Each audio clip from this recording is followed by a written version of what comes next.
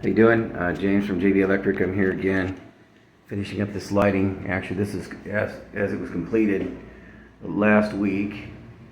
And then today what I'm doing is I'm changing out these guys here.